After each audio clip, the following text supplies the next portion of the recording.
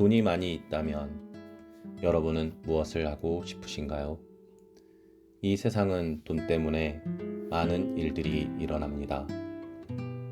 돈이 많이 있으면 집도 살 수 있고 좋은 차도 살 수 있으며 젊은 청년들이 결혼을 고민하거나 아이 낳기를 부담스러워하지 않을 수 있습니다.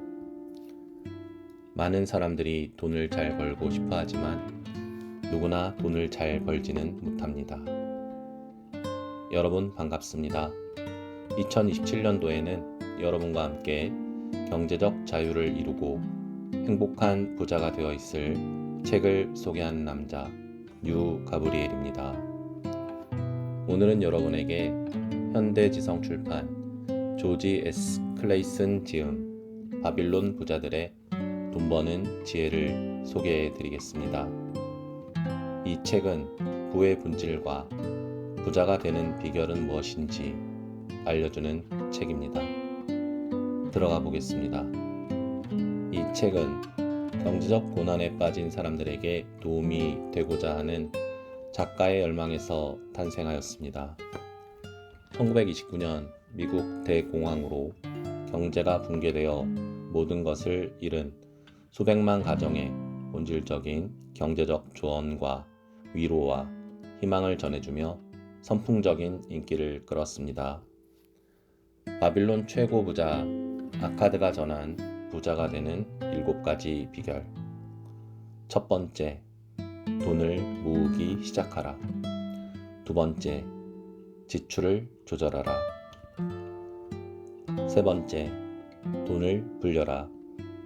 네 번째, 원금을 잃지 않고 지켜라. 다섯 번째, 집을 장만하라. 여섯 번째, 노년이나 가장이 사망할 때를 대비하라. 일곱 번째, 돈 버는 능력을 키우라. 바빌론 최고 부자 아카드가 전한 재물의 5가지 법칙. 첫째, 누구든 수입의 10분의 1 이상을 떼어 모으는 사람에게 재물이 기꺼이 찾아와서 눈덩이처럼 불어난다. 그래서 그 사람과 가족의 미래를 대비하는 재산이 형성된다. 둘째, 현명한 주인이 안전하면서도 수익을 많이 낼 수 있는 곳을 찾아 투자하면 재물은 열심히 일해 만족스러운 결과를 가져다 준다. 재물은 들판의 양떼처럼 늘어난다. 셋째, 재물 다스리는 법을 아는 현자에게 조언을 구해 신중히 투자하는 자만이 그 재물을 지킬 수 있다. 넷째, 재물관리 달인이 찬성하지 않거나 모르는 분야의 사업이나 일에 투자하는 자의 재물은 속절없이 사라진다. 다섯째, 하룻밤에 부자 되길 꿈꾸는 자, 사기꾼과 무사꾼의 감언이설에 넘어가는 자, 자신의 미숙함과 몽상에 기대어 투자하는 자의 재물은 달아난다. 우리 모두가 꿈꾸는 풍요로운 삶, 그 출발점은 다름 아닌 우리 자신에게 있다. 개개인의 노력과 역량이 모여 국가의 번영을 이루는 것처럼 우리 각자가 부자가 되는 것이 곧 나라의 부강으로 이어진다. 부를 쌓는 일은 결코 하루아침에 이루어지지 않는다. 치밀한 계획과 준비, 그리고 실천이 뒷받침되어야 한다. 하지만 우리는 종종 현명한 행동보다는 단편적인 사고에 머무른다. 이 책은 그런 우리에게 나침반과 같은 역할을 해줄 것이다. 돈을 버는 법, 지키는 법, 그리고 투자하여 불리는 법에 이르기까지 부를 향한 여정에 필요한 통찰을 아낌없이 담았다. 고대 바빌론이 가장 부유한 도시가 된 이유, 그것은 바로 그 시대에 그곳 백성들이 가장 부유했기 때문이다. 그들은 돈의 가치와 힘을 누구보다 잘 이해하고 부를 불리기 위해 필요한 원칙들을 일상에서 실천했다. 안정적인 미래를 보장하는 수입원 마련, 꿈꾸던 목표를 이루게 해주는 현명한 재정관리,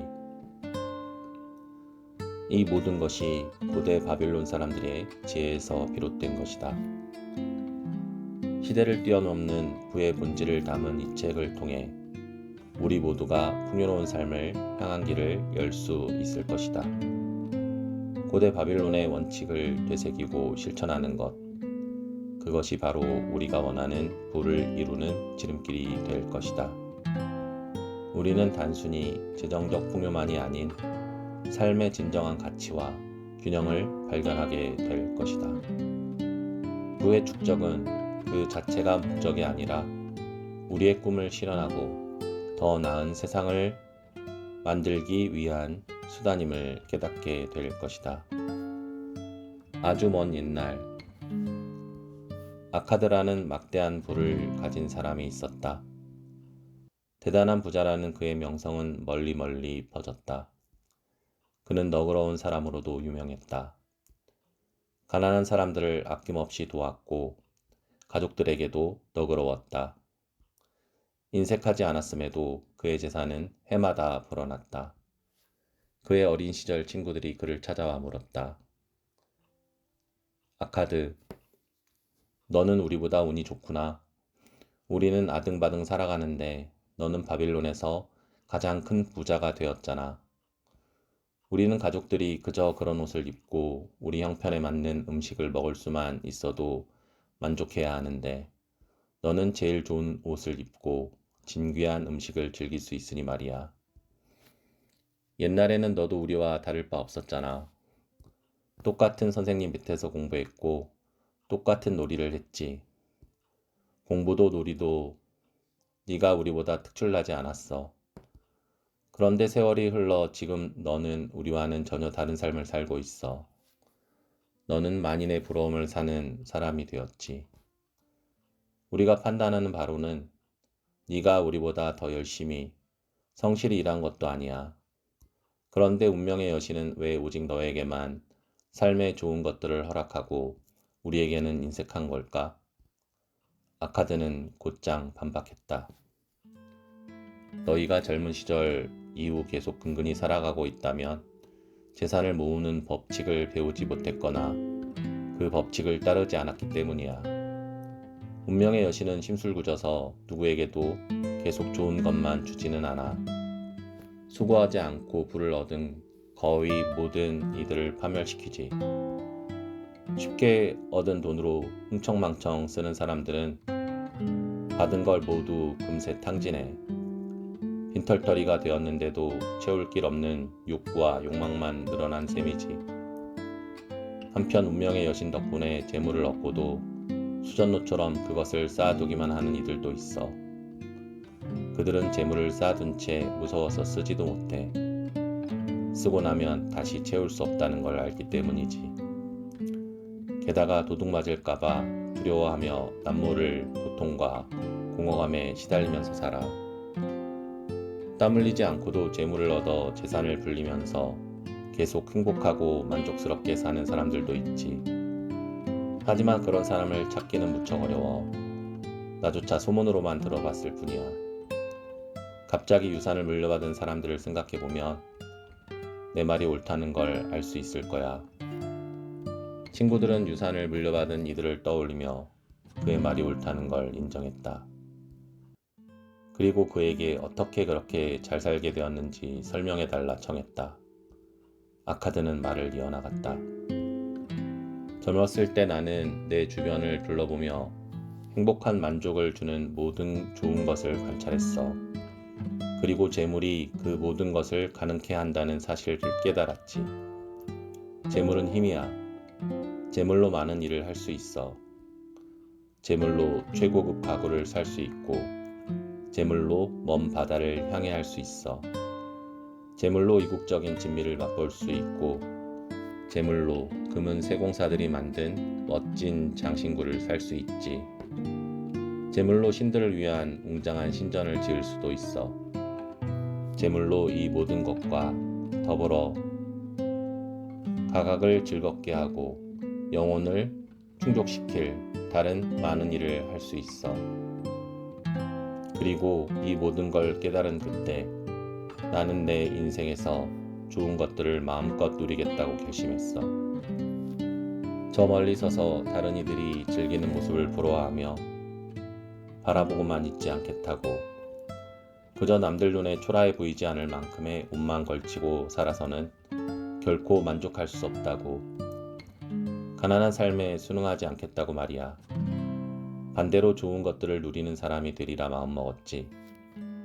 너희도 알다시피 나는 가난한 장사꾼의 아들인데다 식구까지 많아서 재산을 물려받는다는 건 꿈도 꾸지 못했잖아. 그리고 너희가 정말 솔직하게 말했듯이 힘이나 지혜가 남달리 뛰어난 것도 아니었지. 그래서 내가 원하는 걸 얻으려면 시간과 공부가 필요하다고 생각했어. 충분한 시간만 있다면 누구든 부자가 될 수 있어. 너희 각자는 재산을 모을 수 있었던 많은 시간을 허비했어.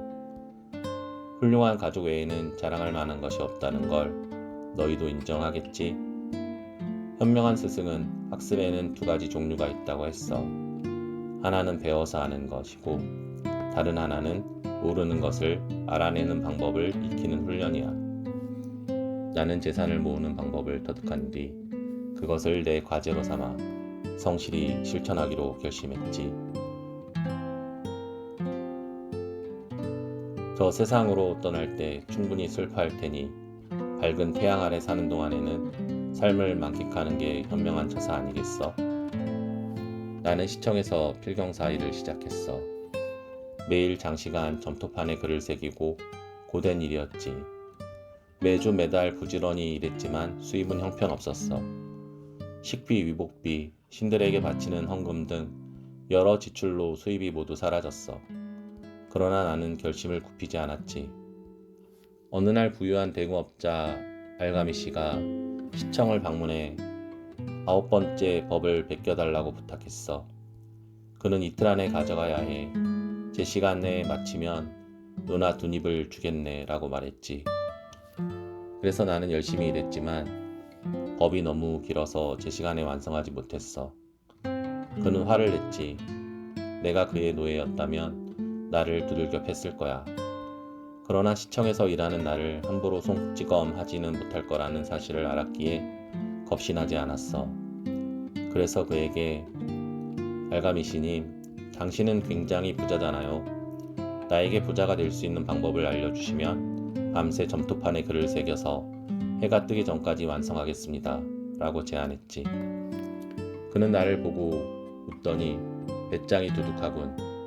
우리는 그걸 거래라고 부르지. 라고 화답했어. 밤새 점토판에 글을 새기느라 등은 뻐근하고 양초 냄새에 머리가 아프고 눈은 거의 보이지 않을 정도로 침침해졌어. 그가 동틀역에 돌아왔을 때는 점토판이 완성되어 있었지. 나는 이제 약속하신 이야기를 해주세요 라고 이야기했어.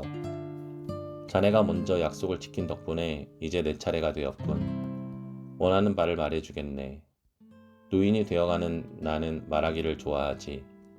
젊은이가 충고를 구하러 오면 오랜 지혜를 전해줄 수 있어. 하지만 젊은이들은 노인의 지혜가 낡았다고 여기곤 해. 그러나 곰곰이 생각해보게. 오늘의 태양은 자네 아버지가 세상에 나왔을 때도 자네 막내 손자가 세상을 떠날 때까지도 변함없이 빛날 걸세. 젊은이들의 생각은 종종 하늘을 환하게 빛내는 별똥별처럼 밝게 빛나지만 노인의 지혜는 빛을 내는 항성과 같지. 변함없이 그 자리에 있어 선원들이 길을 찾도록 이끌지. 귀 기울여 들으면 내가 전하는 진리를 깨달을 수 있을 걸세. 그렇지 않으면 밤새 수고한 게 헛될 걸세. 그는 날카로운 눈빛으로 나를 바라보며 차분하고 힘있는 목소리로 말했어. 내가 번 돈의 일부를 저축하기로 결심했을 때 부자가 되는 길을 발견했네. 자네도 그렇게 하면 될 걸세.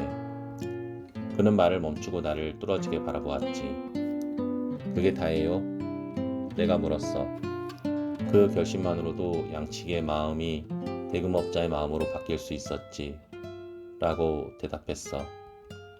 그럼 번 돈을 모두 저축해도 되나요? 말도 안 되는 소리. 그가 일갈했어. 옷, 신발, 가족의 식량을 사는데도 돈이 필요하잖아.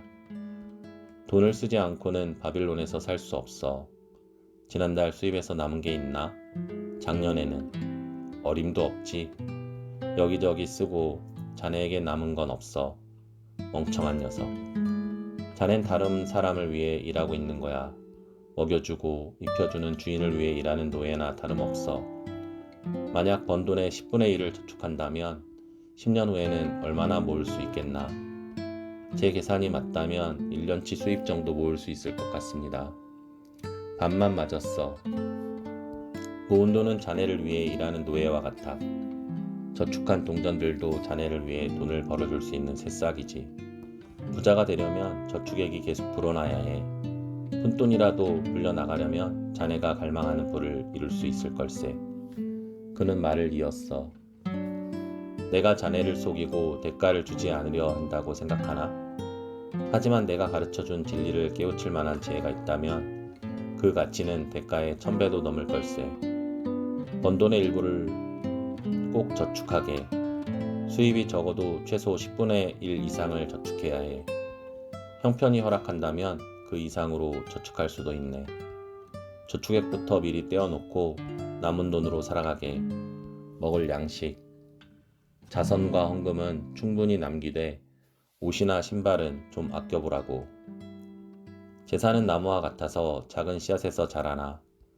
처음 저축한 동전이 재산이라는 나무의 씨앗인 셈이지. 씨앗을 빨리 심을수록 나무도 빨리 자라. 꾸준히 저축하면서 양분과 물을 준다면 머지않아 크게 자란 나무 그늘에서 만족을 누릴 수 있을 걸세. 그는 말을 끝내고 새겨준 점토판을 들고 떠났어. 나는 한참 동안 그의 조언을 곱씹어 보았지. 일리가 있는 말이었어. 그래서 그대로 실천해 보기로 했어. 번 돈의 10분의 1을 떼어 숨겨두었지. 이상하게 들릴지 모르겠지만 그래도 이전보다 돈이 부족하지 않았어. 그 돈 없이도 그럭저럭 지냈기에 큰 차이를 느끼지 않았기 때문이야. 그런데 돈이 쌓이기 시작하면서 상인들이 보여주는 멋진 물건들을 그 돈으로 사고 싶은 유혹에 휩싸일 때가 많았어. 그는 말을 끝내고 새겨준 점토판을 들고 떠났어. 나는 한참 동안 그의 조언을 곱씹어 보았지. 일리가 있는 말이었어. 그래서 그대로 실천해 보기로 했어. 번 돈의 10분의 1을 떼어 숨겨두었지. 이상하게 들릴지 모르겠지만 그래도 이전보다 돈이 부족하지 않았어. 그 돈 없이도 그럭저럭 지냈기에 큰 차이를 느끼지 않았기 때문이야. 그런데 돈이 쌓이기 시작하면서 상인들이 보여주는 멋진 물건들을 그 돈으로 사고 싶은 유혹에 휩싸일 때가 많았어. 페니키아에서 낙타와 배에 실려온 물건들 말이야. 그러나 나는 현명하게도 잘 참아냈어. 12개월 후 알가미 씨가 돌아와 물었어. 젊은이, 지난 1년간 번 돈의 10분의 1 이상을 저축했나? 나는 자랑스럽게 대답했다. 네, 선생님, 그렇게 했습니다. 그는 환한 미소를 지으며 잘했네. 그 돈으로 무엇을 했나? 라고 물었다. 벽돌공 아즈무르에게 맡겼습니다. 그는 멀리 페니키아 항구 도시 티레에서 귀한 보석을 사오겠다고 했죠. 돌아와 그 보석을 팔아 이익을 나누기로 했습니다. 이 말을 들은 그는 탄식했어. 어리석구나. 벽돌공이 무슨 보석을 알겠나. 제빵사에게 별자리를 물어보겠나. 제정신이라면 점성술사를 찾아갔어야지. 자네 돈은 이미 날아갔어. 애써 키운 제산나무를 뿌리째 뽑아버렸군. 하지만 다시 심으면 된다네. 그리고 앞으로 보석에 대해 조언이 필요하면 보석상을 찾아가게. 양에 대해서는 양치기에게 물어보고 누구나 조언할 순 있어도 전문가의 말에 귀 기울여야 한다는 걸 명심하라고. 문외한의 말을 듣고 돈을 투자했다가는 잘못된 판단임을 깨달을 땐 이미 돈을 잃고 난 후일 걸세. 그는 이 말을 남기고 사라졌어. 예언대로 페니키아의 사기꾼이 쓸모없는 유리 조각을 보석이라며 아즈무르에게 팔아 내 돈을 모두 잃고 말았지. 하지만 나는 포기하지 않고 다시 수입에 10분의 1씩 저축했고 점점 습관이 되니 더 이상 힘들지 않았어. 또 1년이 흐른 뒤 알가미 씨가 시청 필경사방을 찾아와 그동안 좀 나아졌나? 라고 물었어. 선생님 가르침대로 꾸준히 저축한 뒤 방패공 아가르에게 빌려주고 달마다 이자를 받고 있습니다. 라고 대답했다. 잘했네. 그 이자로는 뭘 하나? 맛있는 꿀과 좋은 포도주, 빵을 실컷 먹을 수 있게 되었죠. 진홍색 옷도 샀어요. 머지않아 어린 당나귀도 살 겁니다. 알가미 씨는 내 대답을 듣고 어이없다는 듯 피식 웃으며 자네가 모은 돈에서 도단한 새싹들을 먹어치우는군. 그러면 어찌 그 새싹들이 자네를 위해 일하길 바라겠나? 그리고 그 새싹들이 더 많은 새싹을 낳도록 도울 수 있겠나? 먼저 돈이 새끼치게 해서 자네를 위해 일할 재물의 노예 군단을 만들게. 그 다음 풍성한 부를 후회 없이 즐기게. 라고 말한 후 다시 사라졌어. 그리고 2년이 지난 후에야 그를 다시 보았어. 그는 완전히 다시 읽겠습니다. 그리고 2년이 지난 후에야 그를 다시 보았어. 그는 완전히 노인이 되어가고 있어서 얼굴에 깊은 주름이 가득했고 눈도 축 처졌어. 그는 내게 아카드, 자네가 꿈꾸던 부자가 되었는가? 라고 물었지. 아직 제가 바라는 만큼은 아닙니다. 하지만 모은 돈이 조금씩 불어나고 다시 그 돈을 벌면서 점차 재산이 늘어나고 있습니다. 그럼 아직도 벽돌공의 조언을 듣나? 벽돌 만드는 일에 대해서는 그의 조언이 탁월합니다.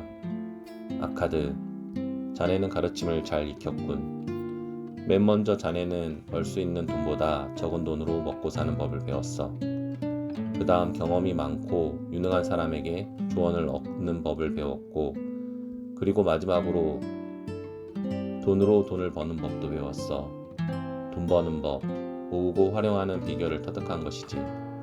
자네는 이제 유능해져서 중요한 자리를 맡겨도 되겠어. 나는 나이가 들어가네. 내 아들 녀석들은 돈을 쓸 생각만 하지 벌 생각은 전혀 하지 않아. 막대한 재산을 누가 관리해야 할지 걱정이야. 자네가 니프로에 가서 내 재산을 돌봐준다면 동업자로 삼아 재산을 나누어 주겠네. 그는 이렇게 제안했어. 그래서 나는 니프로에 갔고 그의 재산을 관리했어. 엄청난 재산이더군. 나는 야심이 컸고 재산 관리의 3가지 법칙을 터득했기에 그의 재산을 더욱 크게 불릴 수 있었지. 그렇게 해서 나도 부자가 되었고, 알가미 씨가 세상을 떠났을 때는 그의 유언에 따라 그의 재산 중 일부를 물려받았어. 아카드의 이야기가 끝나자 친구 하나가 말했다. 결국 운이 좋았던 거군. 알가미 씨가 유산을 물려줬잖아. 그를 만나기 전에 그저 부자 되려는 꿈만 있었다는 점에서 운이 좋았다고 할 수 있겠지. 하지만 4년간의 수입을 다시 읽겠습니다. 그를 만나기 전엔 그저 부자 되려는 꿈만 있었다는 점에서 운이 좋았다고 할 수 있었겠지. 하지만 4년간 수입의 10분의 1을 꾸준히 모으며 분명한 목적의식을 보였잖아. 오랜 기간 물고기 습성을 연구해 날씨에 따라 금을 던지는 요령을 익힌 어부가 단지 운만 좋았다고 할 수 있나? 기회란 오만한 여신이라 준비가 안 된 자에게는 시간을 낭비하지 않아. 사람들은 여전히 바빌론의 찬란함과 엄청난 부에 대해 이야기한다. 엄청난 보물로 가득했던 가장 풍요로운 도시였다는 바빌론의 명성은 시대를 뛰어넘어 지금까지 이어져 내려오고 있다. 하지만 바빌론이 언제나 풍요로웠던 건 아니다. 바빌론의 번영은 그 백성들의 지혜에서 비롯되었다. 그들은 어떻게 부자가 되는지를 터득했던 것이다. 누군가가 행운아라면 얼마나 운이 좋은지 아무도 모른다. 그를 유프라테스 강에 밀어 넣어도 아마 손에 진주를 쥐고 헤엄쳐 나올 것이다. 오늘 이야기는 여기까지입니다. 우리는 이 책을 통해서 삶의 지혜를 얻고 부자가 되는 방법을 터득할 수 있습니다. 인터넷 서점에서 구입하여 꼭 읽어보시고 여러분의 참된 행복을 위한 작은 실천을 해보시기 바랍니다. 늘 건강하시고 행복한 일상 되시기 바랍니다. 지금까지 뉴 가브리엘이었습니다. 감사합니다.